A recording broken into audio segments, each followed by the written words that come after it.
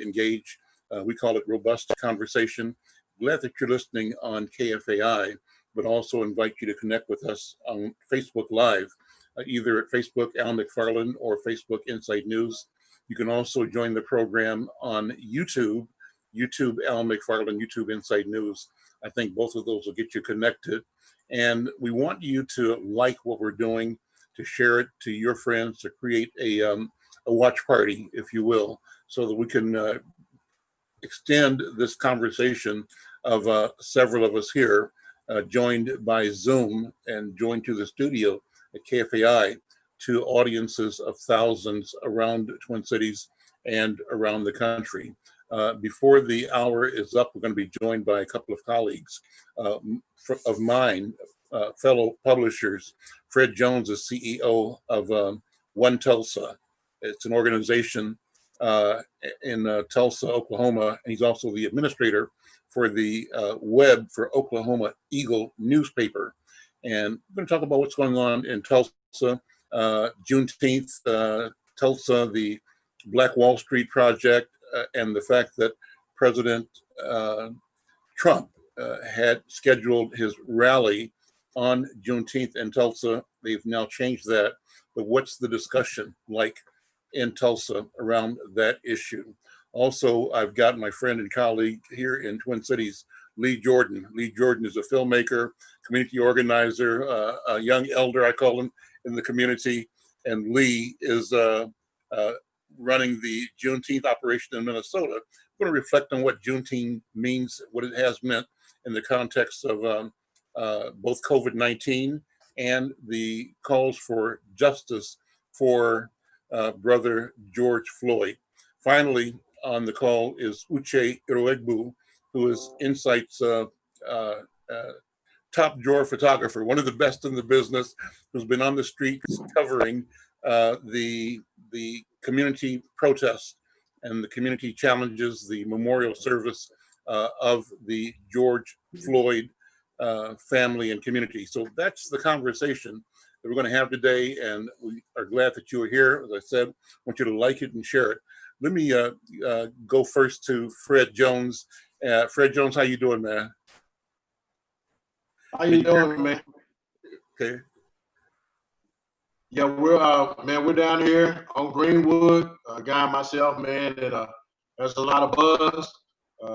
We have 45 coming to town, man. So, trying to organize the Juneteenth. We won the COVID-1, so it was postponed.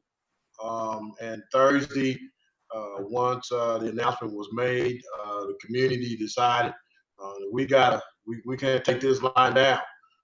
So Tiffany Crutcher and Star Fisher and a lot of great people have come together, along with Guy and myself and Pastor Turner from Vernon AME Church, and Jamal Dyer, Pastor Friendship Baptist Church. We got to do something, man, and it's coming together. We have media. I've been contacted from media as far as Dubai. So it's going to be very interesting weekend in Tulsa, Oklahoma. One of the most very interesting weekends of my life. So your sound is breaking up a little bit. I'm not sure what we can do to moderate that or get you closer to the mic, but we'll work on that. Thank you for joining the conversation. Let's start off by giving people an idea of this phenomenal history. Tulsa is known for the Black Wall Street, the massacre of Black people in that city almost 100 years ago. Give people background on the Black Wall Street and the decimation of a century ago. Yeah, can you guys hear me better? Much better. Much better. So the story is an American story. All over the land, we have occupied space in America. It's beautiful. Black Wall Street story is phenomenal in that instead of equal climate in Jim Crow, a small group of melanated people let the dollar change hands consistently for almost 30 years. It was bombed, torched, and pillaged by angry, jealous people, and the government was involved with that. So big picture, fast forward from the late 50s till now, we've suffered socioeconomically. We've suffered crime, institutional racism at the highest. And so our Native American brothers here have their 40 acres and a mule in that they at least own casinos and they have sovereign land and they do quite well here in Tulsa.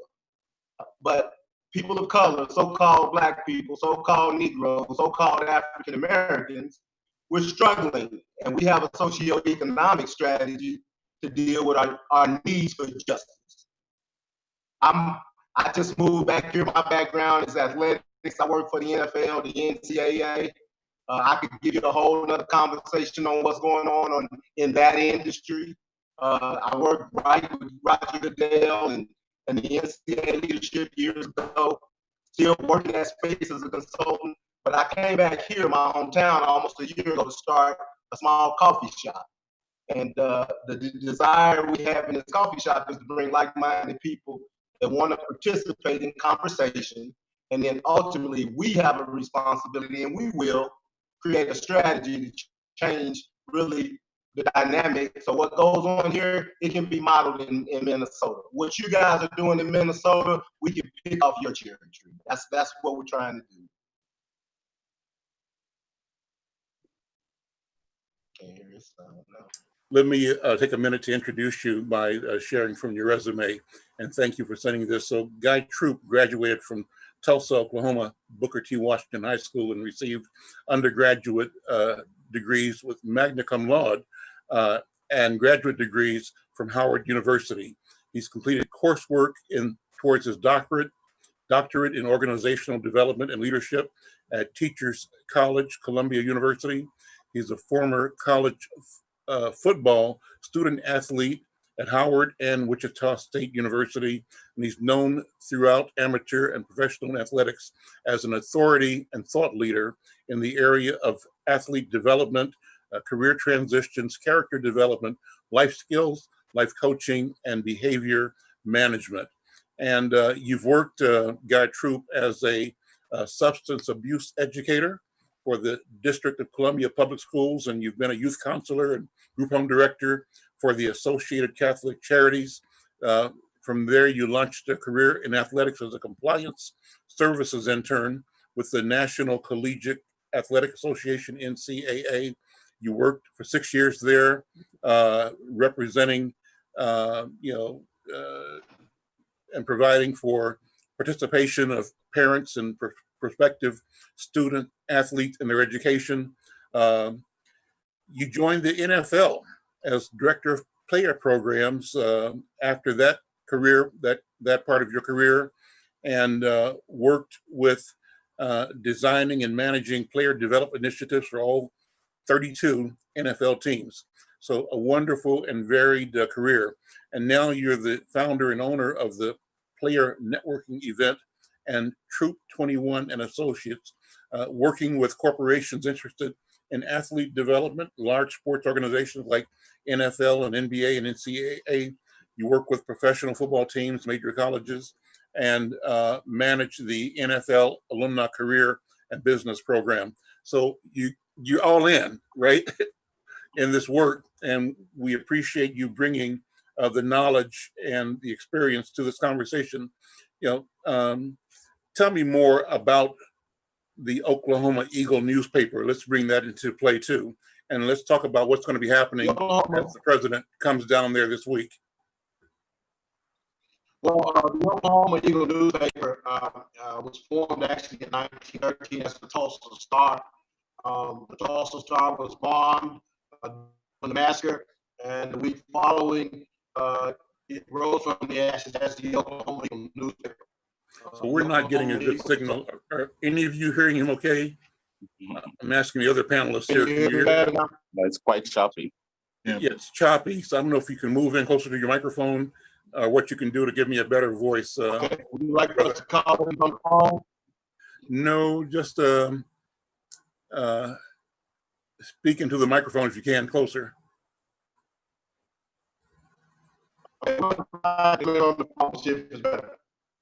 Okay. So let me come back.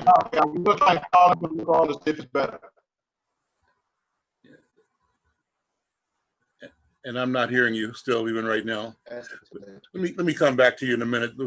See if the studio or if Kelvin, you can work this out with the studio if there's an alternative. Okay. Try that. Kelvin, can you figure out how to get us connected by telephone? In the meantime, let me go to Lee Jordan here. Lee, how you doing, man? I'm fine now. Okay. And thank you for having me here. And thank you, but I do have to correct you. I'm just one of the many soldiers in the bringing of Juneteenth to the state of Minnesota. Mm-hmm. But I am the Midwest and the state national director for Juneteenth, and that title I'm very, very proud of because I'm proud of Juneteenth and what it means. So talk about Juneteenth. This year, it's impacted like everything else is by COVID-19. What's the status this year? You know, one thing for sure, what I've tried to do is I've asked people that are having any form of Juneteenth celebration to tag me on Juneteenth Speaks, which is a Facebook page, exactly what they have going on, because there are quite a few pop-up Juneteenths across the state of Minnesota, in South Minneapolis, North Minneapolis, St. Paul, and I really want people to be able to have the information so they can make the decision of where they'd like to celebrate Juneteenth. Of course, the National Juneteenth instructed us to try and to, as much as possible, have a virtual Juneteenth. So that's what we were working on pretty much when the, as far as the pandemic hit and the best way to carry through with the Juneteenth. So the only thing that I ask of everyone is to make sure that whatever events you have, keep track of the instructions on how to carry through with what you're doing for Juneteenth to be safe for all of us. Talk about the history of Juneteenth in Minnesota. What have you done historically, and what do you see happening in the future once we get past the impact of COVID-19? That's a very good question. Actually, first of all, I can say that I started out as a visitor of Juneteenth and became a vendor. And then from being a vendor, I became a part of the committee. And then from there, I became a part of the Juneteenth board. And so as far as I'm concerned, as we say, it's all things Juneteenth. And with the things that, as far as history goes, we were, at one point in time, one of the largest Juneteenth celebrations across this, the state.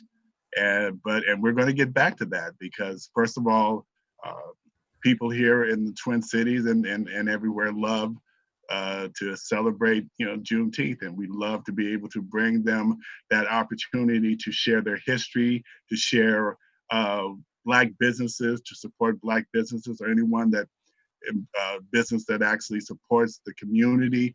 We would love to have you there so that the message is out. Because first of all, Juneteenth is a community event, and the community is at the bottom and the front and in the middle of what Juneteenth stands for. That's wonderful. Let me shift. Go ahead. And one of the things for me is fact, I love history. And I don't know if you know me that as far as Juneteenth goes, I try and bring as much history in as I possibly can. So, and visually, and as that filmmaker, as you said, as that filmmaker, I love to bring in that visual standpoint. So I really focus on our history, our contributions to America. And as I like to say, we're not talking about African American history. We are talking about American history.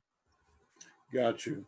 Let me bring in Uche. And Uche, how are you doing today, man? What I'm trying to do while we're waiting is trying to communicate both to the station to send a number for my guest in Tulsa to call in so we can get a clear audio signal. So Kelvin, if you're there, maybe you can send a note over to Mason at the station, and Mason can connect with my guest to see if they can join the program by telephone to get a clean audio signal. In the meantime, I'm going to ask Uche to talk about your experience as a photographer. And I want all of us to be in this conversation as we go on, because the most phenomenal thing that's going on right now is our response to the killing, the murder of George Floyd. And one of the frontline people was Uche Igbo, our photographer exceptional.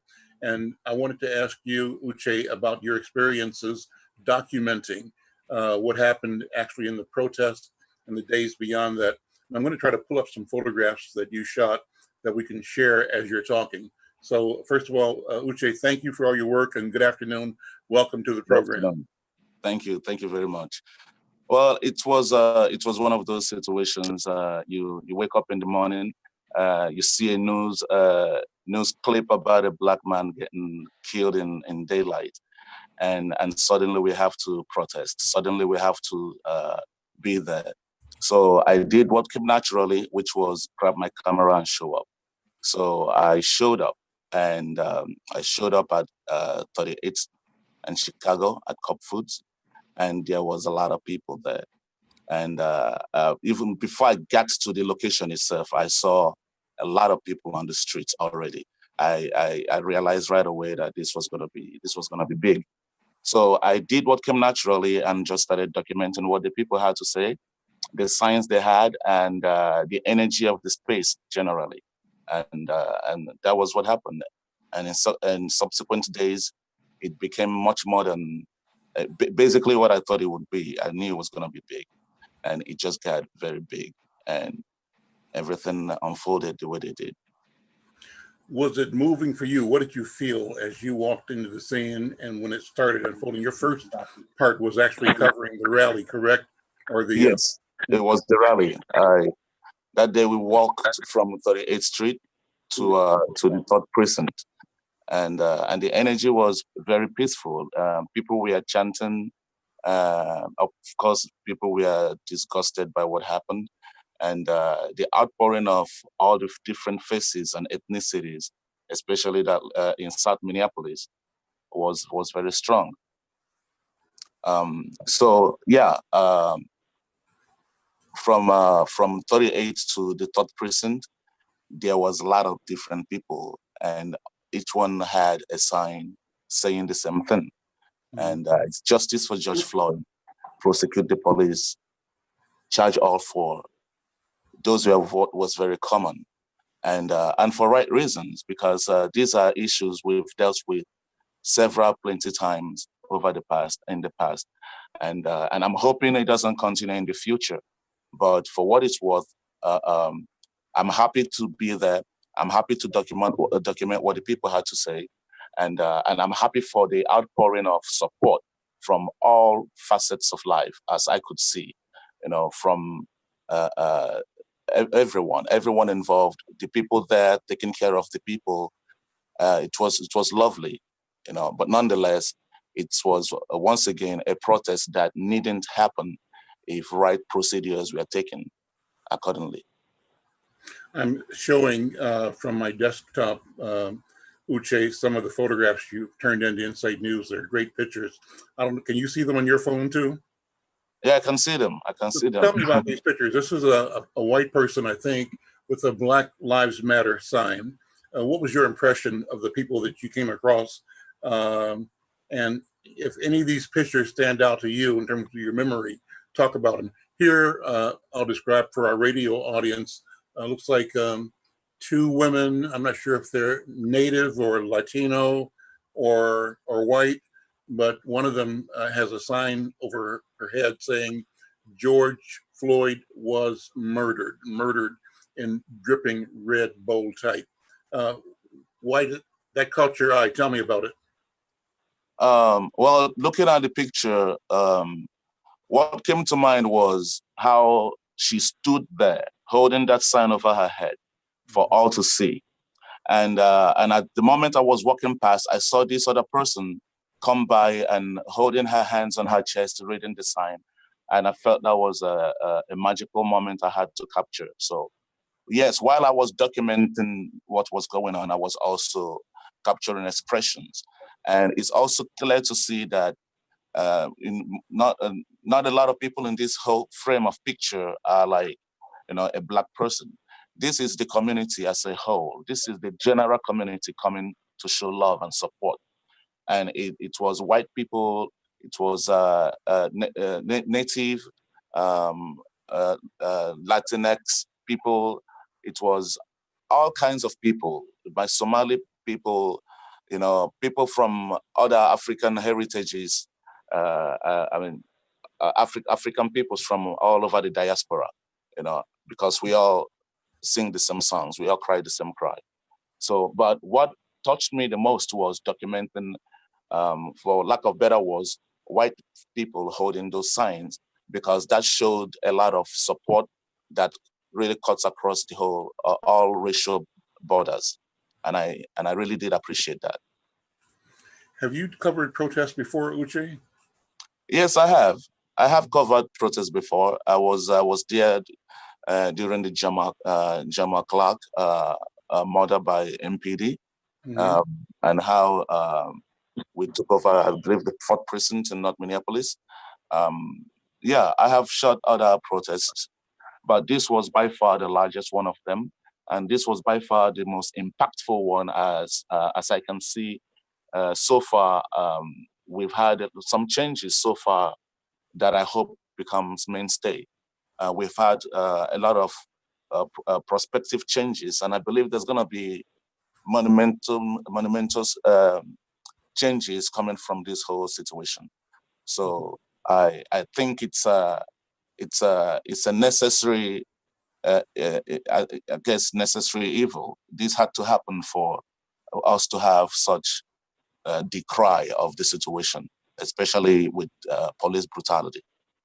The photograph we're showing right now is of a gentleman with a Black Lives Matter t-shirt on. He doesn't appear to be black. Looks like he's maybe Native or Latino. He's holding a sign over his head that says, "Please, I can't breathe. The knee on my neck. I can't breathe, officer. They gonna kill me." George Floyd. We used that on the cover of Insight News last week, a powerful message.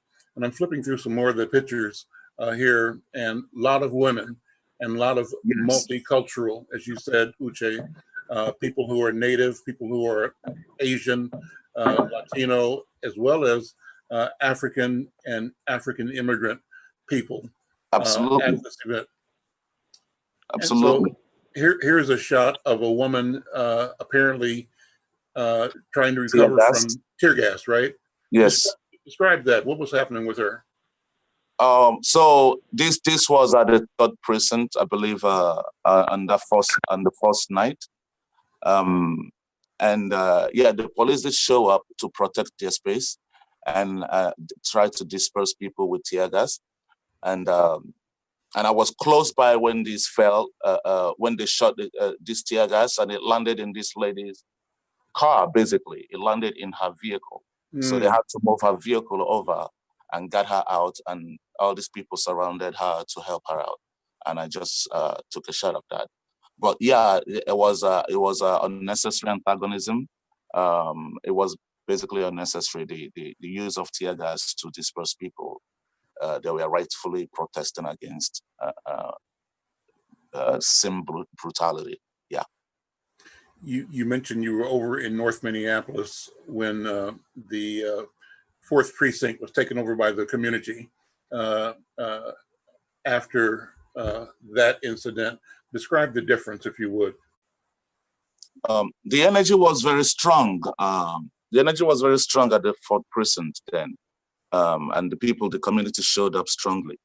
I can't say I know the difference between what happened to Jamal Clark and what happened to George Floyd, because to me, it's still the same. It's still the same killing of unarmed Black men. But the difference this time was just the how public it was. The video was right in public space, like instantly. The video was on social media. It wasn't police video. It wasn't some hidden video. It was a video from someone that showed it live. And we all could see live and direct that was basically, a killing. That was a murder, and there was no questions about that. And that really made people talk, like immediately. That got people very angry right away. So people responded, and that was what I could see. It was this very strong emotional response from all of the people, and rightfully so. And I think that's what I could say. I know the Jama Clark's killing was the same brutality, the same police murdering, but its fact we are hidden from the people for quite some time for it to make a stronger impact, I would say. If there had been a video right away, I guess it would have been different. But this one had a video right away. The video was there. The people could see exactly what was going on, like right away. So that was, I'll say, what was different. Let me try my link with my my brothers from Tulsa, Oklahoma again. Now we'll see if our sound is any better. Brothers, can you hear me? Yes, absolutely. We are calling you on the phone. That sounds can you hear us good? Perfectly clear. So that's wonderful. Technology is amazing. Guy Troop and Brother Fred Jones. So you heard Uche talk about what happened here and his covering of that. How does that coverage affect you all and our people everywhere? What does it bring to mind? And what do you think? What did you think when you saw that 8-minute and 46-second atrocity of Brother George Floyd being murdered live? What went through your minds? Start with you, brother. Yeah, I watched the full video, and Al, it hurt my heart tremendously. But when Reverend Al Sharpton had everyone to pause for 8 minutes and 46 seconds, man, that did something to me right there. Not to say that the live video didn't, touch me when I saw it, but when we paused as a nation for 8 minutes and 46 seconds, man, that was a long time. I was just standing there, and I told myself I couldn't sit down and I couldn't move. I couldn't do nothing. I just wanted to totally experience that. And it touched a whole nother point of anger in me. And from a journalistic standpoint, it made me want to make sure that all my efforts are concentrated towards trying to make a change in society. It was pretty bad, man. If I could say, it made me pretty mad as an African American man. And to add to Brother that, Troop, go ahead. First of all, let me say I'm so glad we got you connected by the phone, because you're coming across crystal clear. So I might ask you to go back over some of the things you said at the beginning, because I want to make sure that we don't lose that important information that you were sharing. So, Brother Guy Troop, go ahead. I'll start by answering your question. For me, I have not watched the full video, and that is by design, because what will flare up in me is not fully healthy for me and my family right now. Mm-hmm. And so as a mature man, I understand what happened. I saw the last breath, right? And I saw still images, but I'm trying to take in information. But I wasn't like, it's our normal in this country to be murdered by authorities, and so so-called authorities figures. So for me, the cameras and today's technology just confirm what we've all experienced the majority of our lives. Mm-hmm. And so George Floyd was the tipping point for the nation, and I'm pained that it took so long, mm-hmm. and I'm sad that a murder happened in Atlanta a few days later. Yes, but I'm resolute about the energy that brother like Uche, like you have, like Fred has, and we as a people, as a nation, understand the importance now of getting institutional racism dealt with at the highest level. So it's unconstitutional what has happened to our people over decades, over centuries in this country. And now that non-melanated people have joined that, you know, I'm hopeful that we'll have a social economic strategy for justice. And that's what I'm most excited about. I'm going to ask you to go back again and talk about Tulsa. And you were in the Black Wall Street, and you got a project commemorating and building on Black Wall Street. So I know you said it at the beginning of the program, but take a minute and again summarize the meaning of Black Wall Street. What was the incident, when it occurred, and what happened? Because there was loss of life and loss of property there too. And that, at the end of the day, was public policy because it included military operation against American citizens by our government. Talk about that. Well, where I share it is when we came to this land, we were in the midst of Jim Crow and a separate but equal climate. And in spite of that segregated world, doctors, lawyers, laborers, people, community built wealth together. And the jealousy associated with the jealousy of non-African Americans showed up in a hateful way. And we built it back again as a resilient people. So for, you know, I would say the early 1900s, 06, 05, before statehood, till about the 50s, we were united as a people. Now, the tragedy of the bombing, the pillaging by the citizens of Tulsa, the so-called upstanding citizens of Tulsa that played a role in murdering and killing babies, kids, children, entrepreneurs, bombing neighborhoods. Man, that blood is on their hands. And, you know, we have never been compensated by insurance companies, by our city, in any form or fashion.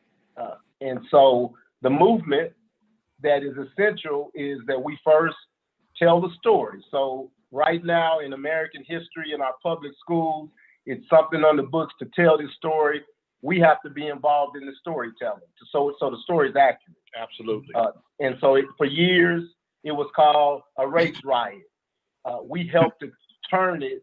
Now everyone is using the proper language. It was a massacre, the worst we've ever seen in this nation, and the government played a role with the citizens. And one of the other things that it needs to be fixed is that they say, well, you know, there were 300, around 300 people killed. You can't bomb 35 blocks to the ground and only kill 300 people. So there's a lot more murders that happened during that time. There were so many bodies that were turning up down the river in a city called Muskogee that the mayor called the Tulsa mayor and asked him if he could stop dumping bodies in the river because they were showing up all on the creek banks.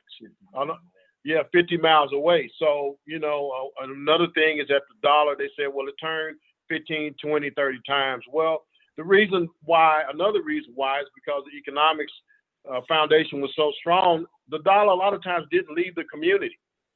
So, there were those reasons. Also, a lot of things that need to be identified with so the history can be taught correctly to students and educators, whoever would like to learn about the 1921 race massacre. So we have to make sure that we identify with several other things, along with the points the guy pointed out, so that people can get the correct story. The healing starts first with the conversation, and the healing then starts with restitution. Allowing African Americans whose lives were changed or lives were different would have been greatly altered in a sense financially because their parents or great grandparents were not able to hold those things that were stolen, burnt down, or never came back. Even though Greenwood was partially rebuilt a couple of times, it never returned to its form. So it would have been a lot of millionaires here. Tulsa could have been another Atlanta as far as black millionaires.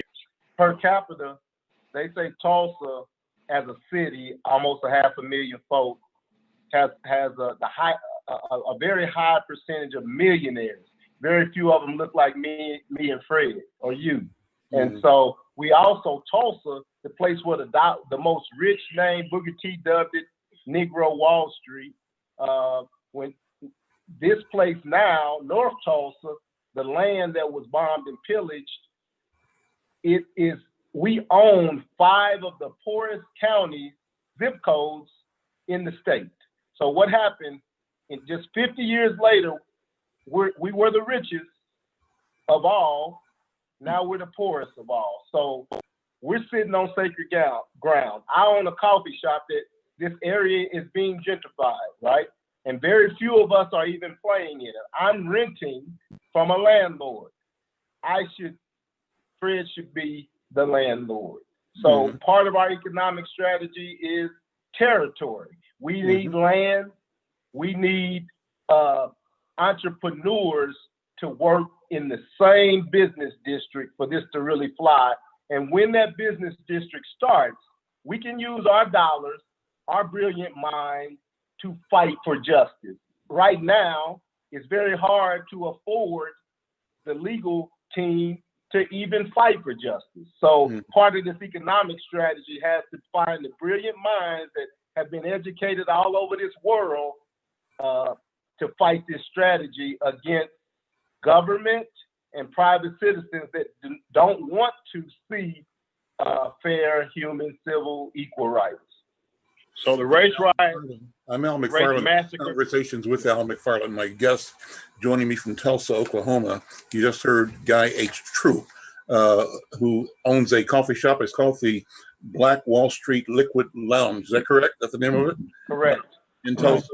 And his colleague and friend, my colleague in the journalism business, Fred Jones, he's the CEO of One Tulsa and the web administrator of the Oklahoma Eagle, a storied historic legacy Black newspaper. And I'm so glad to have them here.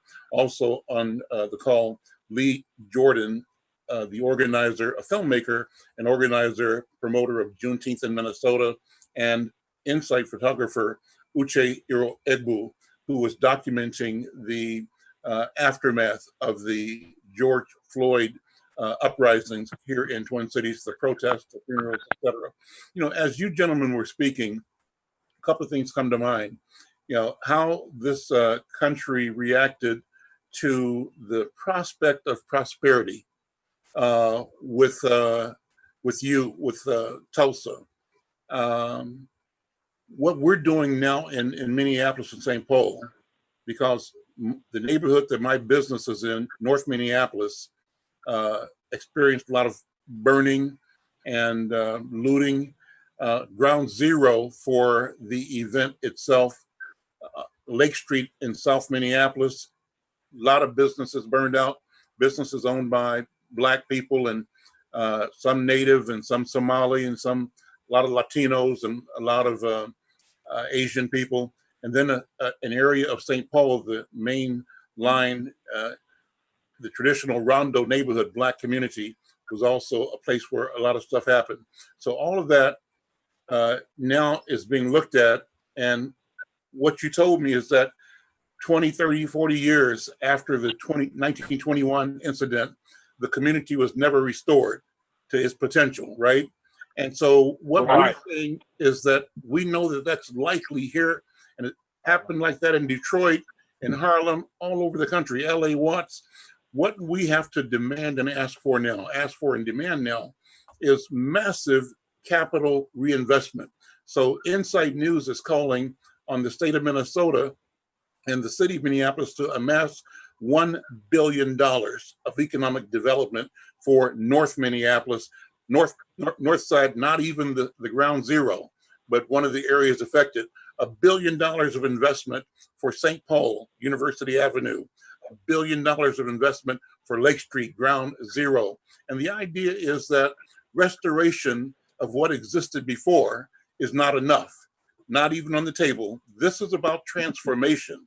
And the demand right now is that we be focused on the complete and total transformation and the movement of society and culture towards understanding, recognizing, valuing, and supporting wholeness of Black people, of African people. And in that, we also mean other people of color and all people. When we ask for investment, the investment should be targeting and exclusive to Black businesses, Latino businesses, Native businesses, Asian businesses, and businesses owned by whites who live in the neighborhood, who are residents and who see themselves as part of our community and who are received as part of our community. That's a decision they make. So what do you think about that? How do we motivate and move the nation coming out of the COVID-19 crisis and the trauma that we're all experiencing with these murders? How do we take this as an opportunity to demand and move the needle forward? Brother Troop, what do you think? Well, I think it starts with one block, one household, one block, one neighborhood, one county, one city at a time. So in Tulsa, we have to do something that is sustainable here, that can be duplicated. That's how all change happens. So Reverend Al will be here Saturday, I'm told. Leaders from throughout the world are converging upon Tulsa, Oklahoma. And so what we're trying to do is just mobilize the great DNA that was birthed here in this zip code. And so I can name some people: the great Cornel West, Sand Springs, Oklahoma; Marcus Haynes, a globetrotter; Alfred Woodard, an actress; Uncle Charlie Wilson, an entertainer; R.W. McCorders, Robert Meacham, Kenny Mundy, Justice Hill, Josh Jacobs, John Stark. So what we're trying to do right now with our so-called talented 10th, to steal from Du Bois, is to take that and then go back to Booker T, get our land and work our land. And if we can do that, and we can do it with private interest and private money. Now, I love your strategy about requesting government, city, state, local, federal government, the reparations, the repair. We can never catch up from all that was stolen. So, that should be part of this strategy. But I'm a bootstrap. I'm going to get with my people. You have eggs, I have milk, she has sugar, we make a cake together. So we have a strategy coming out after 45 comes here. I'm trying to mobilize my sphere of influence. I work in sports. We've got NBA, NFL, entertainers. We have millionaires that come from this neighborhood. And so my strategy is to, look at what LeBron James and Russell Westbrook are doing, coming here to make a film. We got filmmakers on this line. We gotta mobilize to tell our story, and then we've got to make our businesses work. Every other community finds a way, no matter what has happened to them, to put their dollars together. Mm-hmm. And so I'm pledging my dollars, my time, talent, energy. Fred is doing that. And what we're trying to do is influence our friends who are right next to us to do the same.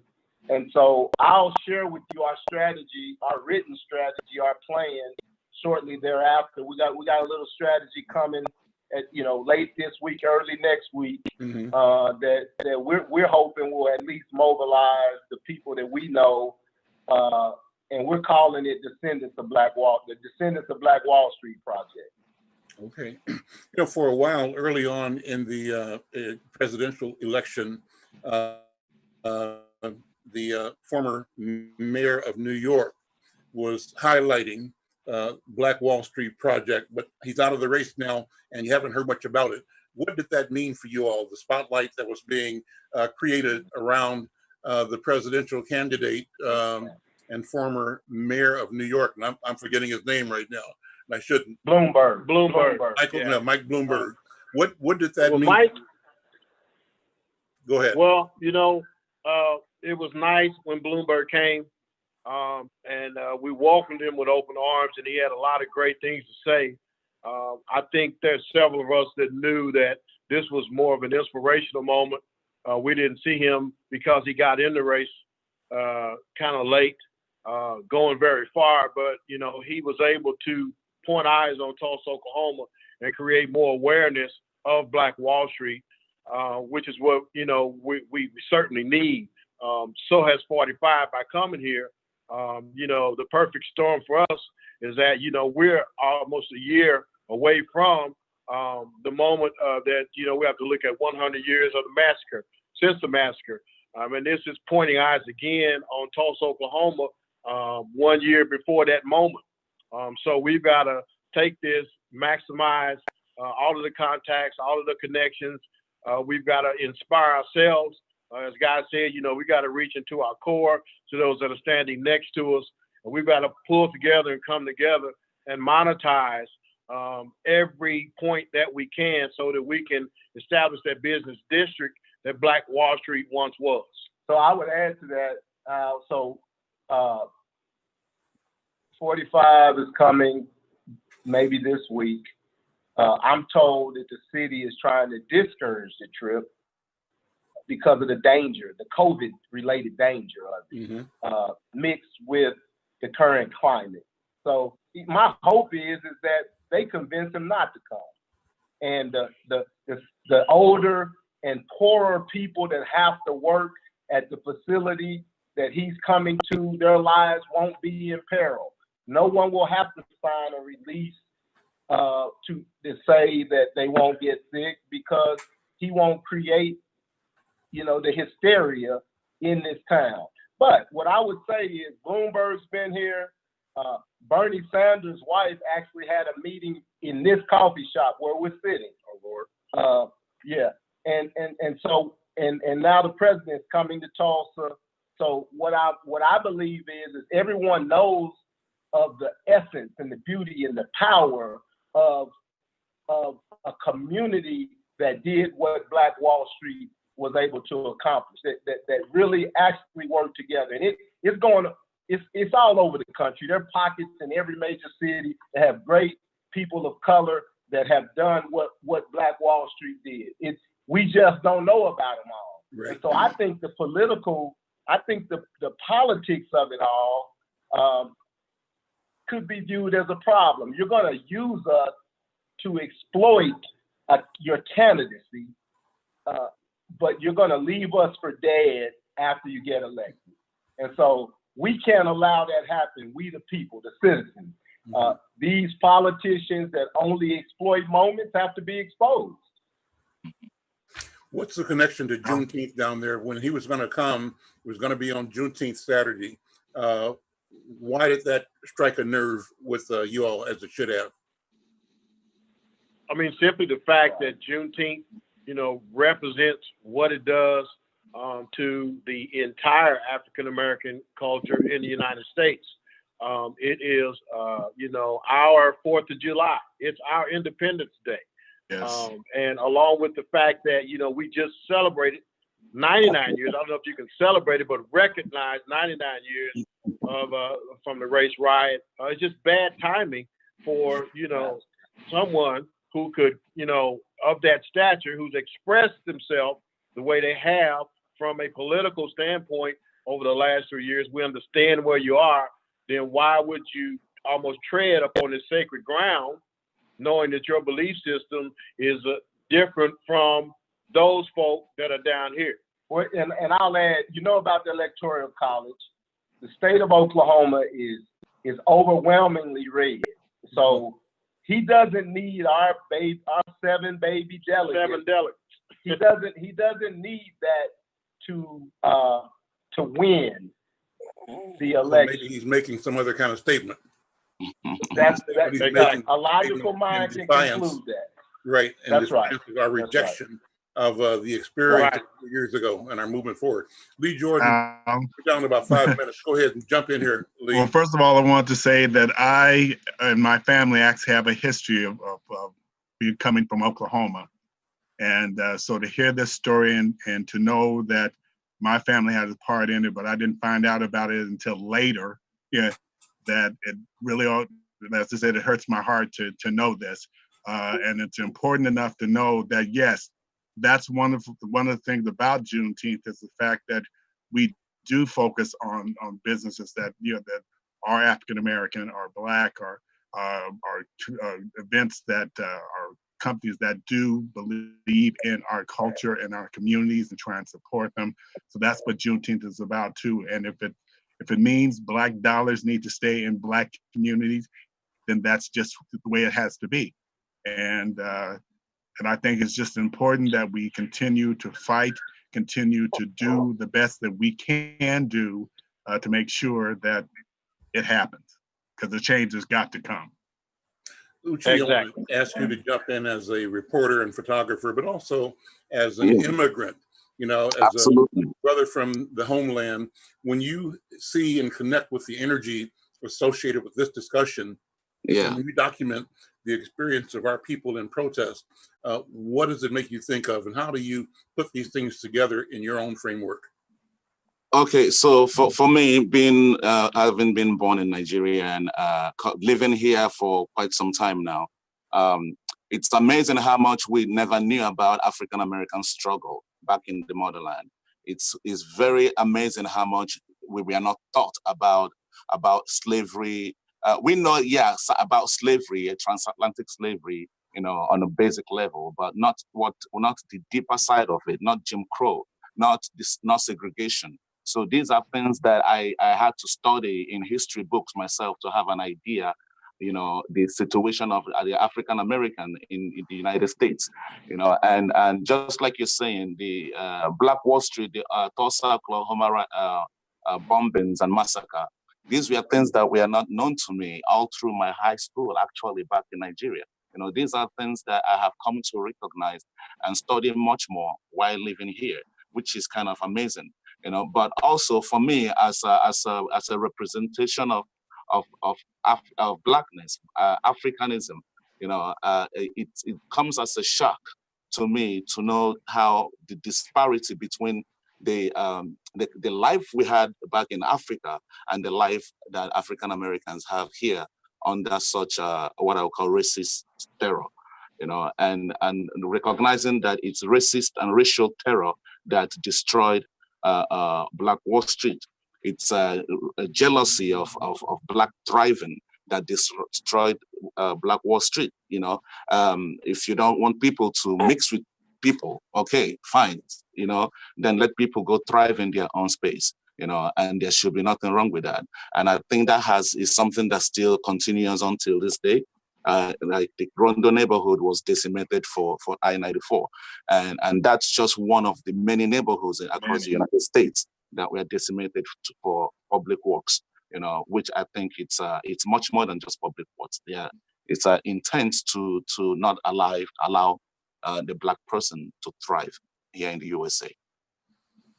And so, Brother Fred Jones and Brother Guy Troop, just in response, go over again what your expectations are, your hopes are, your vision for how we continue to emerge as a people victorious, and what victory looks like for us. What does it mean for us to be committed and not faint of heart and not fearful, but committed to goals that we believe have been the ongoing goals of our people: freedom, liberation, human dignity, human rights. What does it mean to you right now? Well, and I'll let Fred close it, but we have a three-part strategy. So we're going to use the technology, which is the oil of the day. It's the energy of the world. We can connect with everyone. So we're going to use technology, social media strategy, multimedia digital platform to tell our story, to reach out to all that care about the plight of melanated people in this country. That's part one. We're going to improve our political capital by working with commissioners, mayors, senators, the entire political structure, parties, to take the right bills at the state, local, federal level and get them enacted around this topic. And then we're going to bring our private dollars together and then go after some public dollars as well. So generally, that's our three-part strategy. And the Descendants of Black Wall Street for Justice Project, you'll hear about it. Fred will be, he's the web person behind pushing it out. We've got something that'll start as early as Thursday. Lots of people, lots of energy going on. We're trying to just focus the energy on a complete strategy. I think that just as George Floyd's death, as his daughter said, her dad changed the world, energized the world against systematic racism, so does 45 coming to Tulsa. It has changed us. We're going to take this moment, this Juneteenth weekend, thanks to Dr. Tiffany Crutcher, the Terrence Crutcher Foundation, Star Fisher, and everybody in the community that's come together. As Guy stated, we have initiatives that we're moving forward on. We're going to take this moment as a people, as a community, and we're going to move forward, and we're going to do everything within our power to get those things in place that need to be in place. Just as it was in 1921, so is it in 2020. It's all about the dollar. Where your heart is, your money is. So we need your money, not your mouth. We need your money and your heart in our community to help us rebuild Black Wall Street. Awesome. Well, brothers, this has been a wonderful conversation. Uche, I see you got your boss is sitting with you there. The beauty of video is you have to pick up is it son or daughter? Who is that? This is Iruka. Iruka? Iruka, yes. Okay. Means the future is great in Igbo. Yeah. Beautiful. Well, listen, thank you all for being here. A wonderful conversation. Thank you. We're doing this every day now on Facebook Live. So we'll be around on Facebook Live tomorrow at 1, and again Thursday at 1, Friday at noon. The noon show on Friday is with physicians, members of the Minnesota chapter of National Medical Association, talking about the impact of COVID-19, talking about the mental health impact, the stress impact of the death and murder and death of Brother George Floyd and others like him around the country. I'm Al McFarlane. This is Conversations with Al McFarlane. We'll see you next time. And thanks again. If you like this, hit like, share it, and join us, follow us, subscribe on YouTube. We'll see you next time. Thank you. Thank you. Thank you. Al. Bye-bye. Before 2 o'clock in the Twin Cities, you are listening to Fresh Air Community Radio. We are KFAI at 90.3 FM HD. In Minneapolis. On the web, you can find us at www.kfai.org. We want to thank Al McFarlane for conversations that matter to communities that matter, globally and locally. Programming is supported by Community Action Partnership of Ramsey and Washington's Head Start and Early Head Start, offering full day, part day, and year-round options for preschool.